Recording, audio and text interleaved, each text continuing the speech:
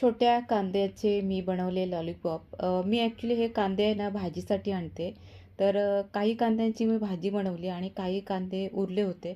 तर म्हटलं चला आता थोडं लॉलीपॉप करून टाकूया. तर हे जे कांदे आहेत ना ते दोन्ही साईडनी जे छोटं थोडं आपल्याला कट करायचं आहे. वरील साल काढून टाकायचं आहे आणि मध्ये आपल्याला चीर द्यायची.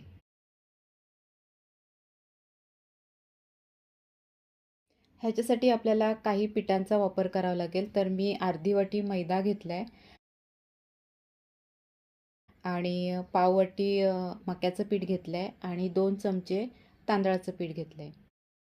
ह्याच्यामध्ये हे काळी मिरी पूड घेतली पाव चमचा आणि हा मंचुरियन मसाला असतो ना तो घेतला आहे थोडंसं आणि हळद घेतली थोडीशी, लाल मिरची पावडर.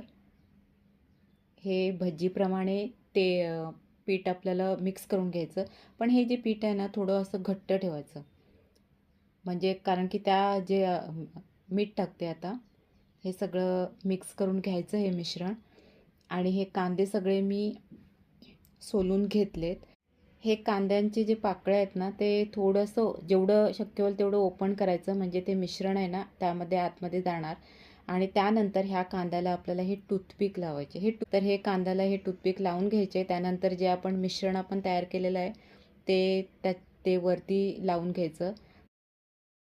त्याच्यानंतर हा ब्रेडचा चुरा आहे त्याने वरून कोट करून घ्यायचं त्याला आणि ते सगळं लावल्यानंतर हे जे कांदे आहेत ते लॉलीपॉपसारखे वाटतात आणि म्हणून त्याला कांद्याचं लॉलीपॉप म्हणते मी. आणि त्यानंतर हे सगळं झाल्यानंतर आपण तेल जे गरम केलेलं आहे त्याच्यामध्ये फ्राय करून घ्यायचे. हे लगेच फ्राय होतात. वरील हे आपण असंच सहज असं खाऊ शकतो, पण आपल्याला कुठली चटणी हवी असेल तर ती घेऊ शकता. पण जास्त करून हे ना टोमॅटो केचप असतं ना त्याच्याबरोबर खूप छान लागतं, मस्त लागतं. आणि फ्राय केल्यानंतर मात्र एक काळजी घ्यायची की हे जे लॉलीपॉप आहे ना ते लगेच आपल्याला खायला घ्यायचे नाहीत, कारण की आतून ते फ्राय झालेलं असतं आणि कांदा आतमध्ये गरम असतं.